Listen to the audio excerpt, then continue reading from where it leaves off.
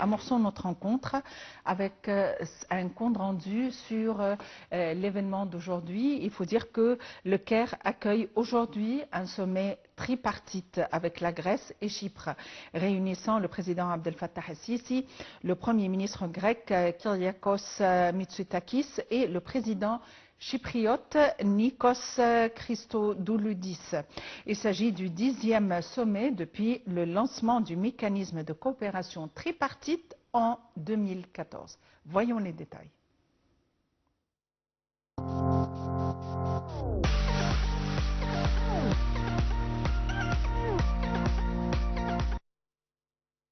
Le sommet tripartite Égypte-Grèce-Chypre tenu ce mercredi au Caire aborde l'évolution de la situation dans la région, en particulier les dossiers de guerre dans la bande de Gaza, les développements en Syrie et les crises en Libye, au Soudan et en Somalie.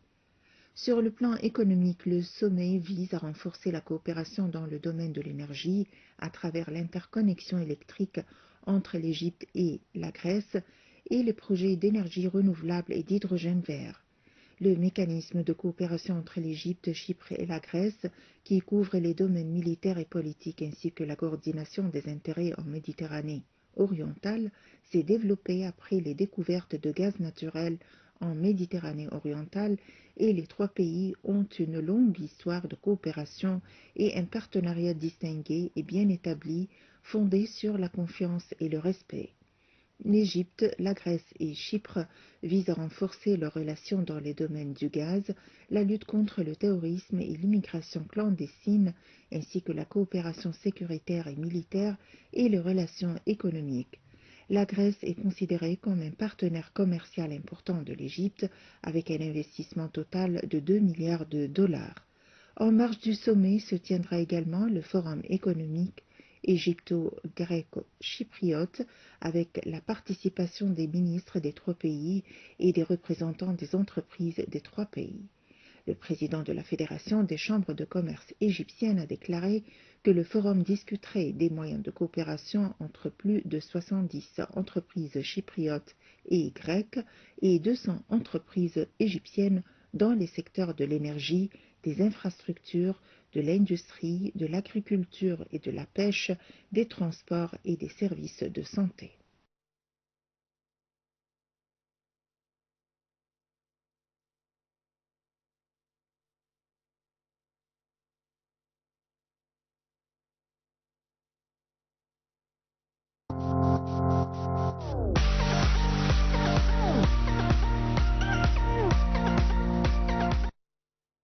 Et pour nous donner plus d'éclaircissements, nous avons le plaisir d'avoir en ligne son Excellence, Monsieur l'ambassadeur Medhat El-Melighi, l'ex-adjoint du ministre des Affaires étrangères. Monsieur l'ambassadeur, bonjour et bonne année. Bonjour, bonne année à vous et à tous vos téléspectateurs. L'Égypte accueille aujourd'hui un sommet tripartite regroupant l'Égypte, Chypre et la Grèce. Et en compagnie de, évidemment, les trois dirigeants se réunissent avec des délégations de haut niveau et des hommes d'affaires. Quelle est la nature de ce sommet, le sommet de cette année? Alors, n'oublions pas premièrement de préciser que c'est le 10e sommet. Le premier a pris place au Caire aussi en 2014 et ça c'est le 10e sommet des trois parties. C'est important de préciser cela parce qu'il y avait des idées parfois qui s'exposaient de temps en temps que comme si ce sommet est adressé contre une autre entité géographique ou politique dans la région. Or, ce n'est pas le cas. C'est un sommet régulier qui lie les trois pays pour voir comment est-ce qu'on peut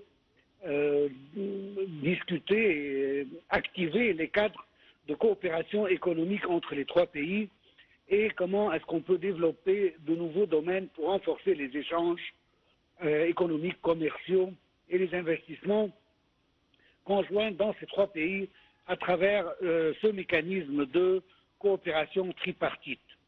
À part certainement cet aspect tripartite, il y a aussi un aspect international de discuter aussi les problèmes de la région, notamment ce qui se passe en Palestine et en Somalie, en Soudan et ainsi de suite.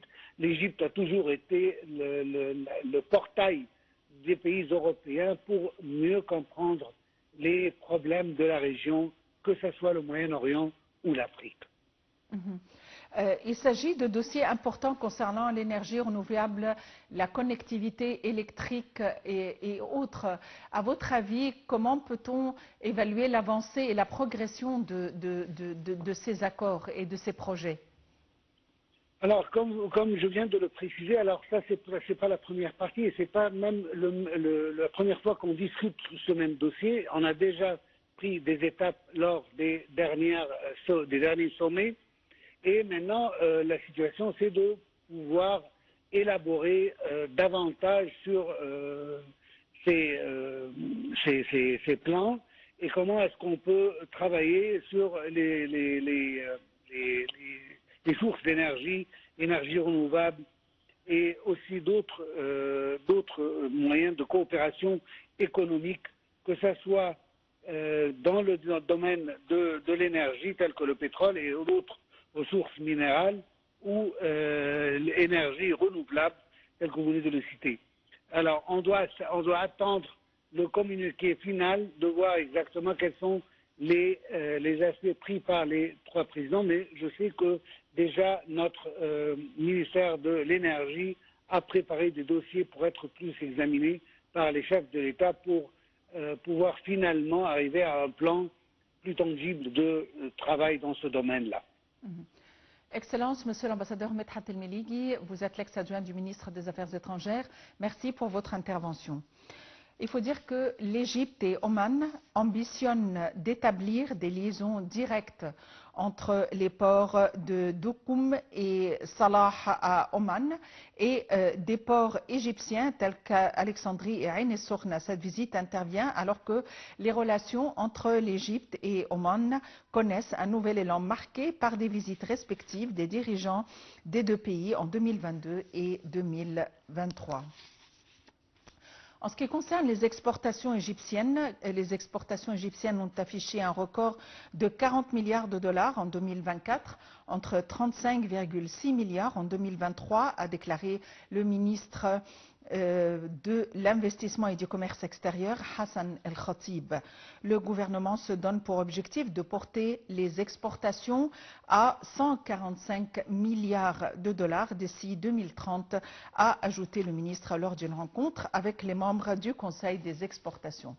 Fin de cette édition quotidienne de Midi au Caire. Merci de l'avoir suivi et à la prochaine.